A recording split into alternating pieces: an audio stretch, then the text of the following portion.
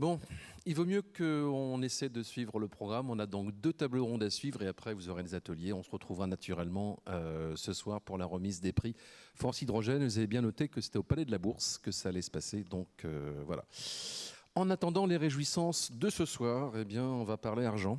On va parler investissement avec nos amis de la finance et de l'énergie. Donc, je vous présente les intervenants qui sont autour de la table. Alors, je commence de gauche à droite. Donc, on va commencer par Koen Vlamink qui représente donc le groupe Engie. Nous avons également Richard Ferrer qui est chef du secteur innovation et carburant alternatif au sein de l'agence Cinéa. Michael Boufford, directeur d'investissement pour la Banque des Territoires. Et puis Gabriel Delaval, que je ne vois pas mais que je devine, qui est donc responsable secteur bas carbone et hydrogène au sein du Crédit Agricole CIB. Bon, on a des banques, une agence européenne, un énergéticien. Ça fait un cocktail sympathique pour démarrer l'après-midi, évidemment. Peut-être première question pour l'ensemble des intervenants. On parle d'investissement, d'argent, tout ça. Est-ce que de l'argent, ça reste encore facile à trouver? Question collective, réponse comme vous voulez. Allez, Gabriel, je le sens bien motivé.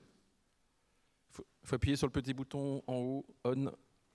Là, moi je me lance pour cette belle question. Alors j'ai deux nouvelles, une bonne et une moins bonne.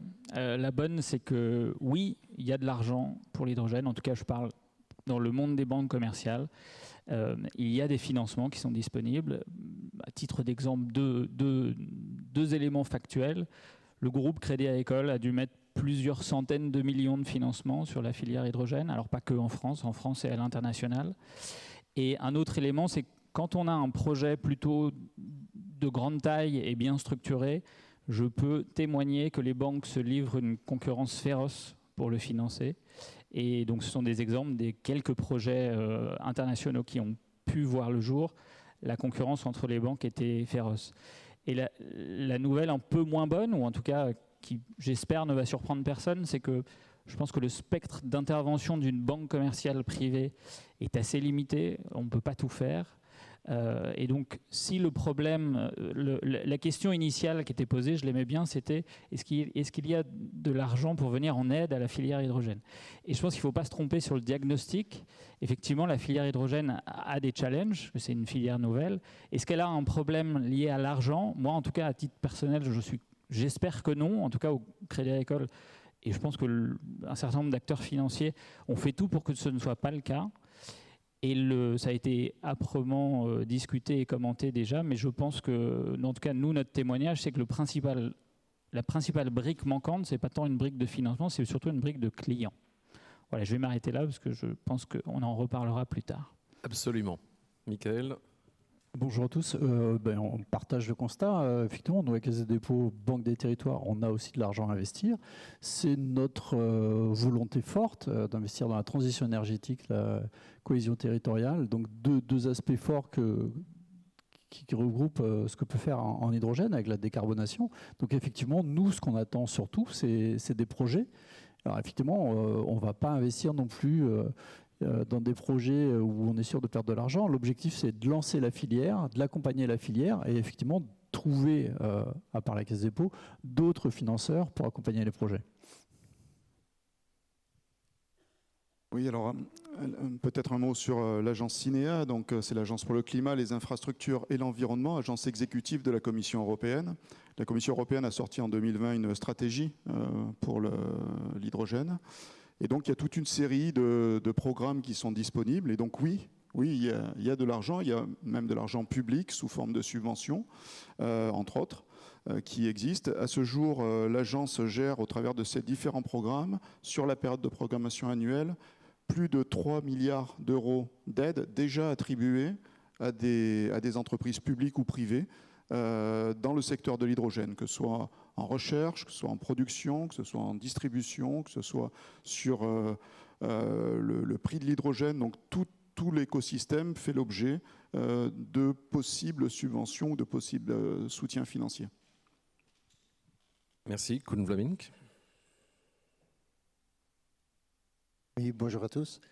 On vient de citer 3 milliards. c'est beaucoup d'argent. L'hydrogène coûte très cher. Quand je projette ça sur un portefeuille que nous on développe en Europe, avec 6 projets en Europe, dont 3 en France, qui varient entre 20 MW jusqu'à 1 gigawatt pour une exception chez Engie, un projet d'hydrogène low carbon. On parlait d'un portefeuille 100% CAPEX pris en compte de 5 milliards. 5 milliards, c'est bien évidemment des sommes colossales. Bien sûr, il y a de l'argent privé pour les investissements. Bien sûr, il y a de l'argent public pour les investissements. Mais il y a aussi beaucoup de règles qui sont rattachées à cela. Des règles qui, de temps en temps, sont trop strictes, trop pénalisantes pour que les projets, finalement, puissent arriver jusqu'à une décision d'investissement final. Nous, on a malheureusement dans notre portefeuille, on voit tous que l'écosystème hydrogène est un peu sous pression. On a dû arrêter certains projets, malgré plus de 100 millions de subsides, parce qu'un FID était imposé à une date qui n'était pas tenable pour le projet. Et donc là, ça c'est surtout la demande de la part d'Engie en tant que développeur de projet, d'intégrer un élément de flexibilité aussi dans ces financements et surtout dans cet argent public qui est disponible. Juste un complément peut-être, c'est tout à fait vrai, c'est tout à fait juste évidemment. Ce qui est important aussi de souligner, c'est que l'idée du soutien public qui est apporté notamment sous forme de subventions, c'est justement pour aider les précurseurs à mettre en place des infrastructures et lancer le marché. C'est-à-dire à un moment où le marché n'est pas profitable, sinon il n'y a pas besoin d'argent public. Donc évidemment, on a des exigences de délai de mise sur le marché et donc de maturité des projets pour que les décisions d'investissement final soient prises et que les infrastructures voient le jour dans un délai de 3, 4 ans, parfois 5 ans. Et au-delà, évidemment, après, ça devient compliqué. Donc l'argent public est vraiment là pour aider au démarrage quand le business model ne permet pas, sans argent public, d'être viable assez rapidement, d'où ces contraintes effectivement de délai. Pour avoir des résultats très rapides. Alors j'entends parler d'argent public, d'argent privé. C'est vrai qu'il y a des fonds aussi d'investissement spécifiques, hydrogène, qui existent. Est-ce que c'est un outil complémentaire qui peut être utile pour la filière ? Je me permets de répondre. Oui, bien sûr. Effectivement, on ne peut pas faire tout seul. Et nous, on est effectivement comme SINA pour lancer la filière. Effectivement, nous, on a accepté sur les premiers. On est implementing partner de la Commission européenne et donc on participe au financement. Et le fait qu'on participe au financement permet d'obtenir éventuellement plus facilement les subventions. Mais on a aussi besoin on ne peut pas tout financer tout seul. Et effectivement, les fonds sont, quand ils arrivent, sont les bienvenus. Nous, on est là pour partager le risque aussi. Et puis, pour développer, il nous faut un maximum d'investisseurs intéressés. Donc, effectivement, on est dans alors maintenant, ça fait un peu de temps, mais dans le lancement quand même d'une filière. Les fonds ont des objectifs de rentabilité qui sont certainement beaucoup plus élevés que les nôtres. On est là, nous aussi, pour aider. Mais à partir du moment où ils viennent, ils sont les bienvenus. Et nous, on n'a qu'une envie, c'est qu'il y ait un maximum de fonds qui se battent entre eux éventuellement pour financer des projets.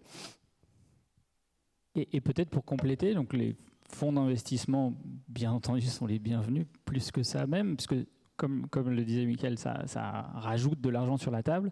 Et surtout, il y a une histoire de rôle. C'est-à-dire que dans le monde financier, chacun a un rôle particulier et en fait, l'argent n'est pas forcément interchangeable. Donc, au fur et à mesure de la vie de votre projet, vous n'allez pas forcément avoir besoin des mêmes financements.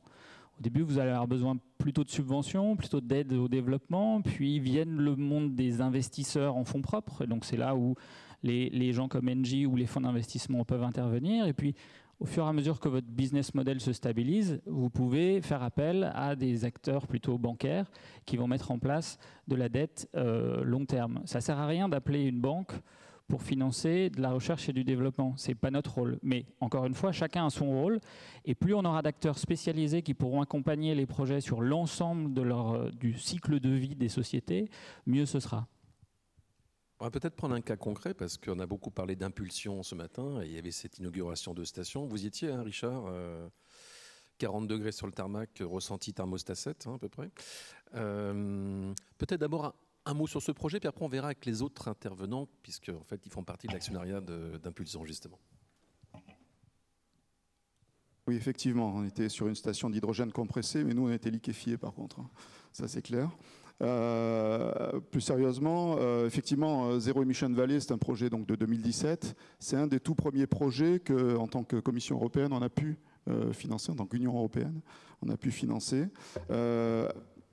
Notamment parce qu'il avait une particularité très forte et qu'on retrouve très peu dans les autres projets, dans les 27 États membres, c'est ce consortium public-privé, la mise en place de cette société Impulsion, avec au capital près d'un tiers à la région, ce qui est quand même pas si courant que ça, même en France d'ailleurs, même si la possibilité existe pour les régions. Vous voulez dire que c'est un signal politique fort ? Alors, il y a forcément derrière une volonté politique pour engager une collectivité territoriale à s'impliquer, y compris financièrement, dans une société publique-privée.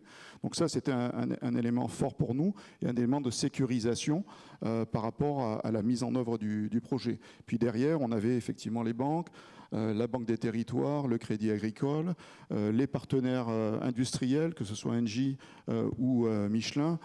Donc on avait un peu tous les acteurs de la chaîne hydrogène. Et derrière également, ce qu'on en a compris à l'époque, et ce qui est le cas, c'est que le projet s'inscrivait au-delà de la mobilité dans tout l'écosystème hydrogène avec des perspectives en termes de formation, etc., d'usage industriel potentiellement. Donc voilà, ça c'est vraiment le type de projet un peu emblématique. Alors maintenant, ce qu'on inaugure, ce sont les stations à vocation route principalement. Hier, avec Satolas, c'est déjà un premier pas Vers l'avion, hein. Voilà, sur la multimodalité. Et puis, en tout cas, l'univers aéroportuaire et aéronautique. C'est ça. Alors, ce qu'on fait beaucoup, on a une 60aine de projets aéroportuaires en ce moment à l'agence, sur lesquels on électrifie en fait les services au sol. Et là, on a les premiers services au sol alimentés par hydrogène, les premiers véhicules. Donc, c'est intéressant. On va au-delà du simple domaine routier. Koen Vlaming, sur le côté Engie, l'implication de votre groupe. Oui, je pense justement ce type de collaboration est essentiel, hein, d'un industriel, de région, de pouvoir public.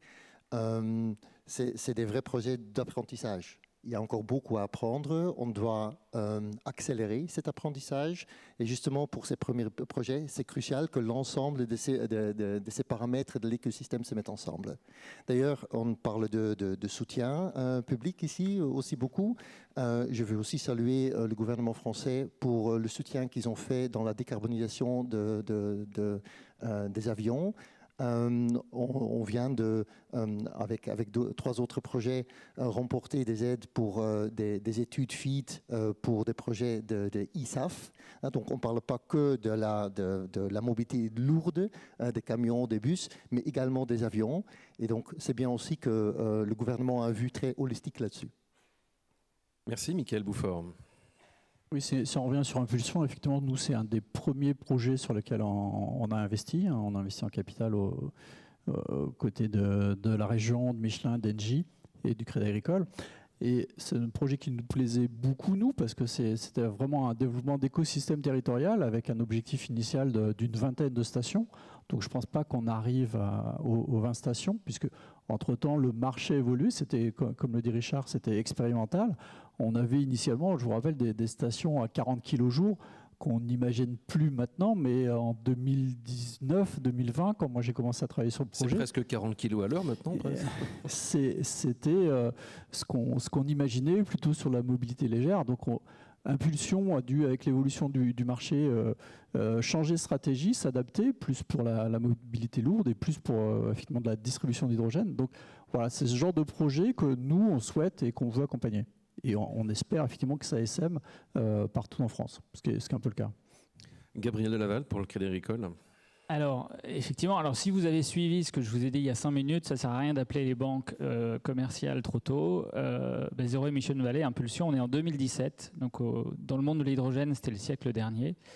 Et pourtant, le groupe Crédit Agricole a participé. Alors, on est un très modeste actionnaire aux côtés des autres, mais on était très heureux de participer. Et ça, ce n'est pas tant en tant que banque que nous avons participé, c'est vraiment en tant qu'investisseur. Et ce n'est pas le même produit, c'est-à-dire que quand on investit, et on a investi dans un certain nombre de startups dans l'hydrogène, pas que dans l'hydrogène, on investit vraiment les économies de la banque, c'est-à-dire le résultat qu'on a gagné, épargné et qu'on n'a pas distribué à nos actionnaires. Donc on ne parle pas de financement, on parle d'investissement. Et ça, c'est une autre activité que certaines banques commerciales, un produit que peuvent apporter, mais ce n'est pas votre conseiller bancaire qui va pouvoir vous l'apporter, c'est une autre entité, c'est une autre poche de liquidité, et c'est un autre rôle aussi des banques commerciales. Alors, pour la petite histoire, j'étais au Japon et je me présente, bonjour, je suis Crédit Agricole. Ah oui, je sais, vous êtes actionnaire de Impulsion. Et c'était un Japonais qui me disait ça. Et ah oui, effectivement, vous avez raison. Et sinon, vous faites quoi? C'est quoi Crédit Agricole? Alors quand on est la 10e banque mondiale, c'est un peu surprenant d'entendre ça, mais c'est pour dire que Impulsion, c'était probablement un projet très précurseur, et je pense qu'on peut tous en être fiers, et qui a fait des petits, notamment au Japon et en Corée, et qu'on espère, comme le disait Michael, que ça fera d'autant plus de petits. C'est ça dont on a besoin, c'est des écosystèmes qui sont le plus complets possible. Ok, belle anecdote sur le Crédit Agricole. Michael Boufford, donc peut-être rappeler ce que c'est que ce mécanisme CEF et le rôle avec Cinéa pour justement avoir des fonds européens pour aider les stations. Alors, je pense que Richard sera beaucoup plus doué que moi pour expliquer ce que c'est le CEF, mais effectivement, CEF AFIF, donc sur le transport, c'est plusieurs milliards de subventions disponibles avec des appels réguliers, des calls réguliers où vous pouvez déposer un dossier assez complet de développement. Alors nous, on fait beaucoup de mobilité, donc de développement de stations de distribution partout en Europe. Nous, on a financé, du coup, on a investi dans pas mal de projets uniquement en France. On est la Banque des Territoires, on est quand même très franco-français, mais avec de multiples collectivités. Et le fait d'avoir un investisseur comme la Caisse des dépôts, alors on intervient traditionnellement en capital et CCA, enfin compte courant d'intérêt. On peut maintenant intervenir aussi en prêt de manière assez exceptionnelle. Ce qui permet, avec un dossier dans lequel nous, on s'engage à investir dans le projet, d'aller voir la Commission européenne et de leur demander un complément en subvention qui peut représenter environ 30% des besoins d'assiettes éligibles sur la partie distribution d'hydrogène. Je réagissais par rapport au dessin que vous voyez s'afficher en live. Richard Ferrer, donc par rapport à AFIF par exemple, si on peut décrypter cet acronyme. Oui, donc alors on parlait de CEF, donc le CEF en France c'est le MIE, donc c'est le mécanisme d'interconnexion pour l'Europe, c'est presque 26 milliards d'euros effectivement pour les 27 États membres. C'est un outil qui est principalement destiné à financer les grandes infrastructures de transport. Mais effectivement, il y a la stratégie hydrogène en Europe et on a voulu aller plus loin dans la décarbonation des transports et on a réservé une partie qui a ses propres appels à projets, qui est AFIF, qui est le fonds, la facilité pour le financement des infrastructures d'avitaillement en carburant alternatif. Et donc là, effectivement, on va financer des projets d'infrastructures pour avitaillement en nouveaux carburants, que ce soit l'hydrogène, maintenant l'ammoniac, le méthanol. Ça va être également tout le réseau de charge électrique pour les véhicules légers, mais également de plus en plus maintenant pour les poids lourds avec les bornes à 1 MW. Donc on couvre un peu tout le spectre des carburants possibles, sauf les SAF pour l'aviation pour l'instant. Mais voilà, donc on a effectivement ce système de call, d'appel à projet ouvert sur une période de 3 ans en général, qui se terminera là pour nous. On a reçu des nouveaux projets qui se terminera en mars 2026. Donc ça, c'est effectivement AFIF, mais pour tous vos projets hydrogène, vous avez également d'autres programmes. Vous avez le Horizon Europe qui va financer la partie recherche jusqu'à la mise sur le marché. Vous avez l'Innovation Fund, on en a parlé déjà sur la partie peut-être plus industrielle ou production. InvestEU qui va apporter des garanties. La Clean Hydrogen EU également. Voilà, Valérie Bouillon-Delporte qui était sur un panel ce matin, qui a également des financements.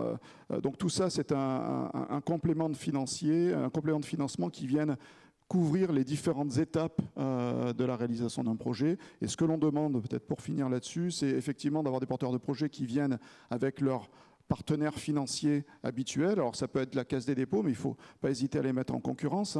On a également le Crédit Agricole, on a BNP, je ne vais pas tous les citer en France, mais on a également la BEI qui peut intervenir dans l'ensemble des 27 États. Donc Vous voulez dire qu'il y a plusieurs guichets? Il y a plusieurs guichets, hein, voilà, sans vouloir minimiser. Et on a beaucoup de projets avec la CDC, la Banque des Territoires, qui fonctionnent très bien. Mais voilà, on a tout un panel de projets et vous avez un panel d'opérateurs, d'institutions financières pour venir vous accompagner et venir chercher des subventions. Koen Vlamink, votre périmètre, c'est l'Europe. Donc, est-ce qu'il y a une dynamique un peu similaire qu'on peut voir dans d'autres pays par rapport à l'ouverture de stations, le maillage de l'infrastructure? C'est pas bien évidemment que la mobilité qui se développe en Europe. Bien sûr. Il y a des stations qui sont mutualisées parfois d'ailleurs. Tout à fait. On voit qu'il y a un grand focus sur les infrastructures. Donc, on avait tout à l'heure, avant la pause, Natran qui était ici.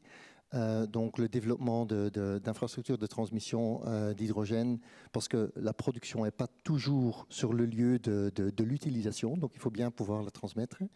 On a un grand focus dans des différents pays européens pour de la production massive, plutôt destinée à de l'industrie dans différents vecteurs, hein, soit pour l'industrie de chimie, de l'acier, des raffineries, mais également, comme on dit, le méthanol ou des molécules dérivées.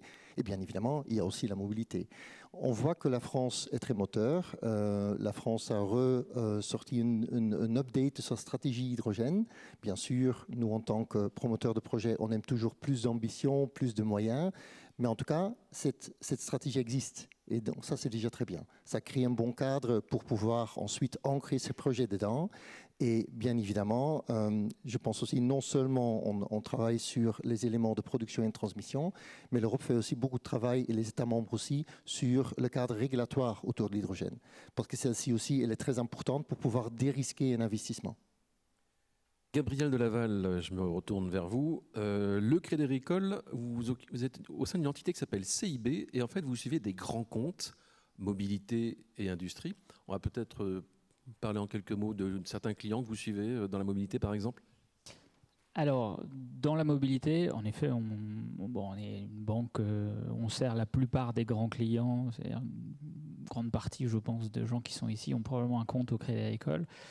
Nos grands clients dans la mobilité, ça va être des Michelin, Forvia, Hop Mobility, etc. Beaucoup d'investissements ont été faits en France. On a la capacité de produire des piles à combustible et des réservoirs. On a des fabricants d'automobiles, alors il y a Renault et Stellantis. On a un problème, en tout cas vu de mon balcon, on a encore une fois un problème de clients. On a les technologies, on a les usines pour fabriquer les choses, mais on n'a pas forcément les clients en face. Donc ça, c'est vrai que c'est une vraie question. Nous, on est agnostique, on est là pour accompagner nos clients et essayer de résoudre un problème climatique. C'est vrai que maintenant, c'est à l'ensemble de la filière de montrer que, et la filière qui inclut les clients, de montrer qu'effectivement, quelle est la place de la mobilité, de l'hydrogène dans la mobilité. Et moi, en tant que banquier, et pourtant je suis le sujet de très près, je suis incapable de le dire aujourd'hui. Ok. S'agissant de mobilité, justement, Richard Ferrer, vous avez parlé de l'appel en cours à FIF. C'est quoi la tendance qui se dégage par rapport aux derniers dossiers qui ont pu être déposés ? Alors, on a actuellement, on a à l'agence 55 projets en cours. Dans le domaine de la mobilité, sur 140 à peu près dans le domaine de l'hydrogène. Il y a eu une forte appétence et une demande très forte de la part des opérateurs sur les 2 dernières années. Donc on a sélectionné beaucoup de projets qui devaient délivrer effectivement assez rapidement, et le marché, il est ce que vous pouvez constater actuellement. Il y a eu effectivement un retrait un petit peu des opérateurs. On a différé les décisions d'investissement parce que tout simplement il y avait plusieurs problématiques, dont celle de la disponibilité des véhicules et notamment des véhicules lourds. La tendance que je vois, et c'est peut-être un peu spécifique à la France pour le coup, c'est le fait que les collectivités locales, collectivités territoriales, puisqu'on parle des territoires aujourd'hui, sont souvent associées à ces projets. Et elles s'impliquent pour assurer les volumes, le off-take. Et ça, c'est important. Hier, à Satolas, on avait des services de taxi, on avait des bus de transport public. Et en général, ça permet de sécuriser un minimum de volume qui rend l'opération viable et qui permet de la mettre sur le marché. Ce sont certainement les projets qui marchent le mieux dans ceux que l'on a financés pour l'instant. Ceux qui prennent du retard sont ceux qui ont tout misé sur la mobilité lourde sans avoir encore les volumes sécurisés. Et les constructeurs n'ont pas délivré, n'ont pas converti leur chaîne de production dans les délais. Et donc, on accuse un retard considérable avec des pertes de subventions, évidemment, pour l'instant, sur certains gros projets. Ça, c'est un fait. Michael Boufford, on a parlé d'impulsion, mais est-ce qu'il y a d'autres exemples de projets en France dont vous pouvez nous parler? Oui, alors moi je vois Jean-Éric là de France Hydrogène, on partage effectivement l'ensemble des projets en France. Il y a, je pense, assez peu de projets de stations de ravitaillement dans lesquels on n'a pas, nous, investi. Donc on travaille effectivement, nous, avec toutes les collectivités, effectivement, qui, dans beaucoup de cas, ont impulsé un projet. C'est grâce initialement au fait qu'une collectivité a la volonté d'avoir soit des bus, soit des BOM, qui a fait qu'ils ont été voir des industriels, ils les ont mis en concurrence parfois, ou c'est les industriels qui sont venus les voir pour faire des projets. Donc nous, on travaille avec tout le monde. On a fait le projet avec Engie, on a beaucoup travaillé avec Dynamics, on a travaillé avec Valorem, on a travaillé avec Vinci. En fait, l'ensemble des industriels qui veulent faire des projets d'avitaillement souvent viennent nous voir pour investir à leur côté ou pour financer. Donc oui, des stations, il y en a, on en développe. Alors il y a beaucoup qui sont encore en construction, il y en a peu qui fonctionnent réellement, mais on espère qu'il y aura beaucoup d'ouvertures comme à Satolas et dans les mois à venir, oui. Alors on va parler d'industrie, parce que c'est aussi un pilier important, bien sûr. Avec vous, Koen Vlaming, qu'est-ce qu'on peut dire sur l'action d'Engie dans ce domaine ? Je pense qu'une bonne illustration de nos projets sont justement nos 3 projets industriels en France. On a un projet qu'on fait ensemble en partenariat avec Total Energy pour décarboner la raffinerie de la Mède. Quand on regarde les grands projets en Europe qui aujourd'hui prennent un FID, donc une décision d'investissement finale, c'est souvent pour les raffineries. Parce que là, il y a déjà un use case, un cadre économique qui est existant et qui permet justement de payer le surcoût pour cet hydrogène vert. Donc ça, c'est les raffineries comme secteur. On a un deuxième grand projet qui est France Kérosène. C'est un projet au Havre pour développer des ISAF. Donc pour ce projet-là, on est encore très en amont. On parle ici d'une décision d'investissement plutôt à un horizon 2028 et des opérations 2031. Donc là, on lance les études. C'est un projet de 2 milliards et donc forcément, les coûts des études sont très élevés. Donc c'est pour cela aussi. Il ne faut pas se tromper. Non, il ne faut surtout pas se tromper, effectivement. Mais c'est aussi pour ça que l'aide du gouvernement était très importante là-dessus. Non seulement pour l'aide financière, mais également pour la confirmation que les ISAF produits domestiquement en France est important, est un enjeu stratégique. Et donc, bien sûr, ça encourage un développeur comme nous on est de continuer le développement là-dessus. Un troisième projet qu'on développe, ça c'est ensemble avec les infrastructures, donc aussi bien du stockage d'hydrogène que le transport d'hydrogène. C'est le projet High Green dans le sud de la France. Il est pas au lieu de consommation. Donc on a besoin des infrastructures pour pouvoir acheminer la molécule vers les clients finaux. Et là, je vous vois venir, c'est la volonté d'investir sur toute la chaîne de valeur. Tout à fait. L'écosystème global. Parfait. Sur l'industrie, toujours, Gabriel Delaval, au sein de cette entité CIB, là aussi, vous suivez des clients en direct dans l'industrie? Oui, tout à fait. Alors, vous aurez noté mes interrogations sur la mobilité. Sur l'industrie, c'est beaucoup plus simple et beaucoup plus clair, en tout cas de notre point de vue, où il y a des vrais pans de l'industrie qui enfin se mettent à bouger. Et donc, on travaille très activement avec des clients. En Europe, c'est surtout les raffineries, le secteur des raffineries et le passage des raffineries traditionnelles, soit des bioraffineries, soit des raffineries ou uniquement la pâte hydrogène. Et ça, c'est des choses qui bougent très rapidement parce qu'on a un cadre réglementaire très clair et donc les raffineurs maintenant ont un intérêt à passer au bas carbone. On a aussi les carburants d'aviation durable qui sont, je dirais, une sous-patte de ce même monde. Et on a l'ammoniac. Alors l'ammoniac, pas trop en France, et c'est dommage. On est créé à l'école, on aimerait bien pouvoir décarboner les engrais. Il y a des projets qui se montent doucement, mais la plupart des projets d'ammoniac... Là, si j'ose dire, excusez-moi, mais les engrais, le Crédit Agricole, on se rapproche un peu plus de l'image qu'on peut se faire, nous, en France. Oui, c'est vrai. C'est vrai, mais alors, comme vous l'avez dit, donc, au sein du Crédit Agricole, sauf au Japon, naturellement. CIB qui est très international, en fait. Et donc l'ammoniac... C'est des sujets qu'on a regardés où vous avez des très gros projets d'ammoniac, beaucoup portés d'ailleurs par des industriels français. Et c'est assez bluffant de voir où qu'on aille dans le monde pour parler d'hydrogène. On se retrouve assez vite face à des groupes français. Donc encore un petit cocorico où les acteurs de la filière, on peut saluer, c'est probablement les plus actifs en termes de nationalité en tout cas, quand on voyage à l'international. Et donc l'ammoniac, ce qui est intéressant, c'est que bon, la destination principale, c'est les engrais, mais il y a eu quelque chose qui s'est passé il y a 1 mois et demi, qui va probablement changer la donne. On verra en octobre, ce sont les accords de l'IMO, donc l'Organisation maritime internationale, qui régit en fait la décarbonation du transport maritime, qui est beaucoup plus ambitieuse que les objectifs européens et qui va forcer toutes les compagnies maritimes en fait, à passer vers des fuels bas carbone beaucoup plus rapidement que ce qu'ils avaient prévu eux-mêmes.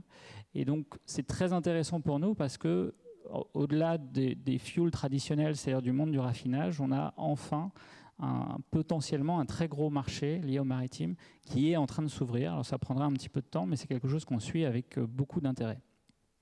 Très bien. On n'a pas parlé encore de banque de l'hydrogène ni de la banque de la décarbonation de l'industrie. C'est pourtant des outils qui sont là. Oui, alors la banque de l'hydrogène, c'est l'Innovation Fund, en fait, c'est le fonds innovation. Alors, ça a le nom de banque, c'est un petit peu symbolique, mais principalement, on a lancé des appels dits auction, en fait, des enchères, en fait, qui ont pour but de faire le gap entre le prix de production, finalement, de la molécule et le prix de vente. En sachant que le gagnant ou les entreprises sélectionnées étaient ceux proposant le différentiel le plus bas, pour simplifier. Bon, voilà, donc ça c'est effectivement quelque chose qui a pour but de tirer vers le bas le prix de la molécule, de rendre la molécule plus accessible. Je parle de molécules d'hydrogène renouvelable, évidemment, et pas d'hydrogène gris, hein, donc d'hydrogène renouvelable, pour abaisser le prix au kilo. Ça, c'est plutôt positif. Après, effectivement, ça ne fait pas tout. C'est-à-dire que le prix de vente de la molécule, il va dépendre d'autres facteurs qui vont rentrer en ligne de compte. Et donc, voilà, c'est une partie de la solution peut-être, avec certains opérateurs. Ce n'est pas forcément la solution complète pour abaisser le prix de la molécule pour l'usager, pour les différents usages. Merci. Quelqu'un d'autre veut prendre la parole sur ce sujet ? Koen ? Oui, je pense qu'effectivement, c'est des très bons mécanismes. Avant, il y avait surtout des mécanismes sur des aides à l'investissement. Du coup, ça, c'est des mécanismes plutôt à une aide opérationnelle sur une longue durée, sur 10 ans. Donc, c'est bien aussi que cette logique de changement de mécanisme de soutien commence à être instaurée. On constate par contre que dans les 2 premières auctions de la banque d'hydrogène qui ont été organisées, c'est des projets dans les Nordiques et dans la péninsule ibérique qui ont gagné. Pourquoi ? Parce que les prix d'électricité sont moins chers. Donc de ce fait-là, ils ont sans doute une compétitivité qui est un peu autre que l'Europe centrale. Donc j'aimerais bien entendre votre position là-dessus pour voir aussi comment est-ce qu'on peut modifier ces mécanismes pour que des projets en France puissent aussi encore mieux y profiter, étant donné que le contexte énergétique en Europe, il est ce qu'il est. Oui, alors il y a un marché de l'énergie quand même globalisé en Europe, donc ça devrait aussi aider. Après, je dirais, la France, puisqu'on parle des territoires ici aussi en France essentiellement, devrait se trouver un peu compétitive, puisqu'elle a, paraît-il, le prix de l'électron le moins cher grâce au nucléaire. Alors je ne sais pas si c'est encore... je n'ai pas suivi les dernières discussions sur ce que l'on considère comme vert ou pas quand c'est produit avec cette source. Et on compte en CO2 et pas en becquerel pour l'instant, donc je ne sais pas ce que ça donnera, mais je pense qu'il y a des possibilités pour avoir un marché qui est relativement unifié, même si certains opérateurs ont effectivement des prix au kilowatt qui vont être plus bas dans certaines parties de l'Europe. Si vous le permettez, on va se garder quelques minutes pour des questions-réponses. Alors, vous avez remarqué que vous êtes dans une salle de conseil, n'est-ce pas ? Vous avez chacun un micro et en principe, quand vous appuyez sur le bouton, ça devient rouge et vous pouvez parler. Alors, Les règles d'engagement pour les questions-réponses, c'est une question par personne, c'est pas 3-4 questions, etc. Et encore moins des interventions pour des remarques ou des commentaires, c'est juste on attend des questions concrètes sur des sujets qu'on n'aurait pas abordés, enfin, que les orateurs n'auraient pas encore abordés ou éclaircis. Alors, on a quelques minutes pour cet échange. Est-ce qu'il y a des questions? En principe, ça va clignoter. Alors, 1 fois, 2 fois, 3 fois? Pas de questions pour l'instant, c'est pas grave, moi je vais continuer, j'en ai encore. Il y a une question qui peut se poser, c'est par rapport à l'accès aux capitaux en fonction de la taille d'entreprise, parce que du coup, il y a des startups qui peuvent se poser des questions, il y a des PME aussi qui peuvent avoir des besoins de financement. Qu'est-ce qu'on peut leur apporter comme solution? C'est une question ouverte pour l'ensemble de nos amis financiers.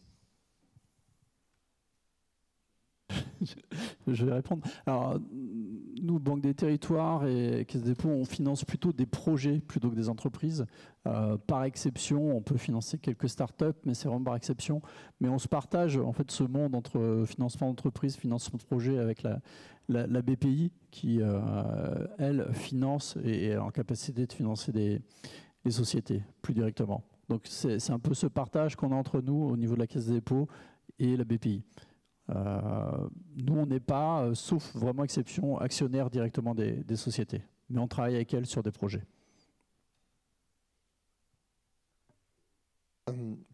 Notre expérience, en tout cas, dans la recherche des subsides, surtout européennes, Innovation Fund, IPCEI, les auctions de H2 Bank, c'est que c'est un processus compliqué, où on doit extrêmement bien réfléchir sur comment structurer le projet. Et en tant que petite entreprise, ce n'est pas forcément évident de le faire. On a eu plusieurs fois des commentaires par des partenaires qui disaient que sans un grand groupe comme Engie ou comme un autre grand groupe, on n'aurait pas pu réussir à monter le dossier. Et en général, pour ce type de dossier, on doit faire appel à des entreprises de conseil spécialisées qui comprennent très bien la logique de l'Europe, le business plan tel qu'il doit être structuré, toutes les différents annexes qu'on doit joindre à ce dossier pour montrer justement que le dossier il est mature. Donc, sans doute Vous voulez dire c'est des questions de crédibilité aussi Non, c'est surtout, je pense, un PME n'a forcément pas un bataillon de personnes à disponibilité pour développer un dossier comme cela. Oui, non, je n'ai pas de contre-argument. c'est effectivement des dossiers qui peuvent être un petit peu complexes, qui ne sont pas inaccessibles, mais je pense que ça fonctionne bien dans le cadre de consortium, effectivement. Après, c'est un investissement humain, un investissement de temps et donc financier, qui est difficilement portable par des petites structures, notamment des startups. En équipe, petite entreprise et grand groupe ensemble, ça peut marcher. Alors oui, ou des petites entreprises ensemble, ou avec un grand groupe, etc. L'essentiel est d'avoir un consortium qui peut effectivement faire cet investissement initial, sachant qu'effectivement le taux de réussite est très variable selon les programmes. Si on prend Horizon Europe, on a un taux de réussite qui est relativement bas, bien que ce soit peut-être un peu plus accessible à ce type de consortium. On a énormément de demandes de ce fait. Le programme AFIF dont on parlait précédemment, qui est sur les infrastructures, il s'adresse peu finalement, et c'est peut-être une critique à faire, mais ce n'est pas grâce à ce programme qu'on va nécessairement aider des startups, on va aider des nouveaux entrants sur le marché, c'est possible, mais déjà avec une certaine assise, parce que déjà la barre d'investissement est relativement haute pour accéder à ces fonds. Donc on ne va pas nécessairement, grâce à ce type d'aide sur les infrastructures, sélectionner nécessairement les entreprises ou les entités les plus innovantes ou les plus disruptives, on va dire, sur un marché, mais celles qui mettent en œuvre vraiment, on a un règlement qui est le règlement AFIR, donc sur les carburants alternatifs, qui fixe des règles en Europe sur la disponibilité de ces infrastructures, par exemple les stations hydrogène tous les 200 km, les points de charge tous les 60. Voilà, ceux qui vont mettre en œuvre cette politique de mobilité décarbonée, on va les soutenir. Donc, ce n'est pas forcément les startups. Alors justement, la question, en fait, le thème de cette table ronde, c'est comment accélérer les investissements. Ça suppose donc d'avoir en face des réglementations, des leviers politiques. Est-ce que ces leviers sont les bons? Est-ce qu'ils sont tous là? Est-ce qu'il faudra encore ajouter autre chose? Question générale. Surtout pas rajouter autre chose. Non. Ok, on arrête là. En fait, non, je pense que, ça a été dit et redit ce matin, donc je vais le tourner du point de vue du banquier. Le banquier, il a besoin d'être assuré, et donc il a besoin de stabilité, d'agilité et de lisibilité. Et aujourd'hui, je pense que le cadre réglementaire, il y a des pans dans lesquels c'est très clair, c'est très lisible. Encore une fois, les raffineries. Je donne l'exemple, les raffineries. Il y en a d'autres où c'est ni stable, ni agile, ni lisible. Et donc c'est très difficile pour nous de se projeter si on n'a effectivement pas cette sorte de simplicité qu'une réglementation devrait pouvoir apporter. Donc il y a des réglementations qui sont des très bonnes réglementations, en tout cas, encore une fois, d'un point de vue de banquier, et il y en a qui sont illisibles. Et celles-là, il faut peut-être les faire évoluer ou en tout cas les simplifier.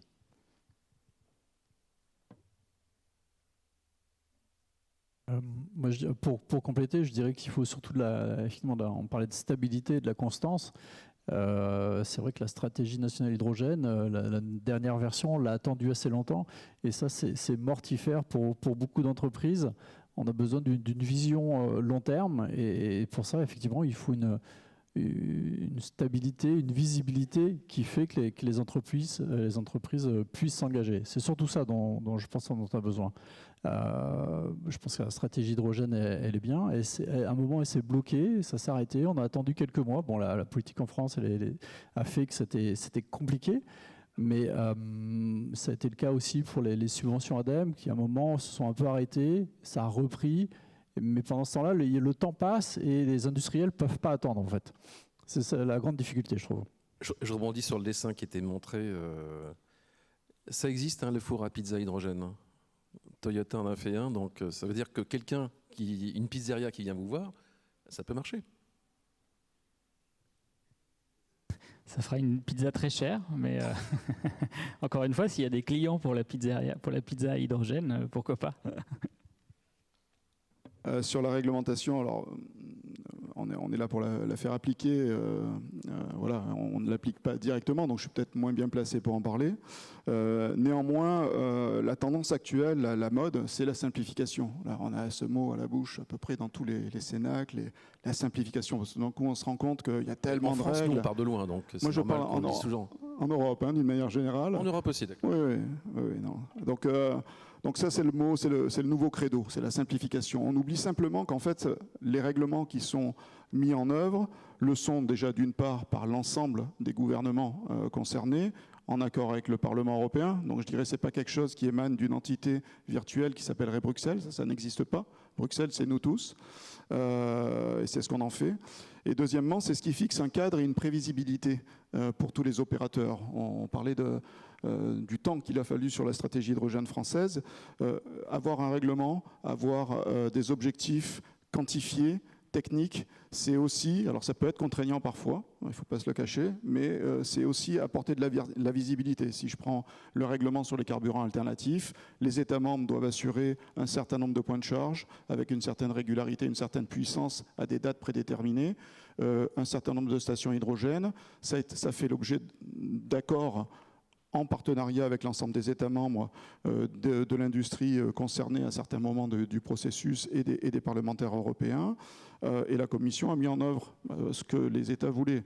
Et ça donne une prévisibilité, on sait où on va, on sait ce qui est nécessaire et les opérateurs peuvent investir. C'est aussi ça. Merci. Alors figurez-vous qu'on a une question, j'en profite parce que le temps est bientôt échu. Merci. En fait, j'aurais une question par rapport aux résultats des 2 enchères de la banque hydrogène. Quand on regarde les résultats, la deuxième enchère, on a les mêmes résultats, c'est-à-dire on a un besoin de subvention de l'hydrogène entre 20 et 60 centimes du kilogramme. Donc ma question, quand on regarde les prix annoncés précédemment, le coût de production actuel par rapport au prix de l'hydrogène pour être utilisé par l'industrie, on a l'impression qu'on ne vit pas dans le même monde. Donc ma question, ce serait par rapport notamment à la première enchère, combien de projets vont vraiment démarrer ou combien ont déjà abandonné? Merci. Alors, peut-être rapidement, alors je n'ai pas tous les détails parce que je ne suis pas en charge de l'auction pour l'Innovation Fund. Néanmoins, les projets sont en voie de démarrage. Alors, je ne sais pas combien ont effectivement sur le terrain démarré, mais surtout, ce qui est important de se voir, c'est que le prix qui est annoncé avec le différentiel de 20, 30, 40, 60 centimes du kilo ou du kilowatt heure, c'est sur 10 ans. Donc c'est sur 10 ans en fait que l'engagement est pris dans le cadre de l'auction. Alors je ne sais pas ce que ça donnera in fine. La crainte que l'on peut avoir et la critique qu'on peut formuler, c'est que ok, tout ça c'est très bien, mais sur 10 ans, finançant ceux qui ont affiché le différentiel le moins important, on a peut-être des sociétés qui certes bénéficient de tarifs plus compétitifs de l'électricité, mais qui peut-être ont des objectifs beaucoup trop ambitieux par rapport à ce qui sera réellement réalisé in fine.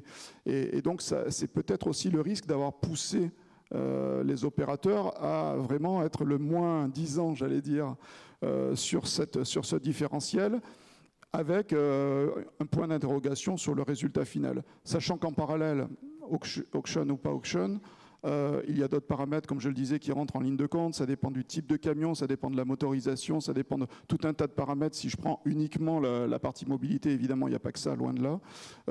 Mais pour prendre cet exemple, qui vont rentrer en ligne de compte, qui vont peut-être permettre aussi de proposer des TCO pour les opérateurs de mobilité, pour leurs véhicules, qui sont satisfaisants, même avec un hydrogène vert, qui est à un prix qui sera peut-être aux alentours en dessous des 10 €, à 9, à 8, voilà, sans nécessairement tomber ou descendre aussi bas. Ce qui est aussi bas, c'est peut-être essentiellement ou beaucoup pour l'industrie par contre, et là c'est un peu moins mon domaine, désolé. Merci. Alors, très rapidement, parce qu'après on conclut. Je peux aussi réagir peut-être là-dessus. Nous, on se pose quand même pas mal de questions là-dessus. La première action de H2 Bank l'année passée, c'était autour de 40 centimes d'euros la molécule, le kilo. Cette année, c'était, je pense, maximum 62 centimes d'euros pour le kilo. En plus, c'est sur 10 ans et ce n'est pas indexé. Donc la valeur réelle est moins que cela quand on prend en compte l'indexation. Nous, on développe des projets en France, en Belgique et aux Pays-Bas. On n'a pas, avec ce type d'aide, on ne peut pas faire atteindre un FID. Ce n'est pas possible. Peut-être qu'on n'est pas dans les bons lieux géographiques, ça c'est peut-être une autre question à voir. Ou peut-être on les développe mal, ça j'espère pas. Mais toujours est-il, avec ce type d'aide, ce n'est pas forcément le signal qu'on attendait de la part de l'Europe. Un autre élément là-dessus, quand on regarde, et je connais surtout les chiffres de la première auction, il y avait dans tout, on va dire, un petit peu plus que 1 milliard d'euros dans le portefeuille. Il y avait pour 22 milliards de demandes projets. Donc il y avait quand même un grand décalage entre les projets sur lesquels les entreprises avaient travaillé, avaient développé, avaient maturé, avaient proposé, et une chance de succès très très très basse. Il faut vraiment qu'on conclue. Très court, pour augmenter les milliards disponibles, il faut augmenter le prix de la tonne de carbone, parce que c'est alimenté par l'ITS. Merci, c'est ainsi que s'achève cette table ronde. Remerciements à nos orateurs.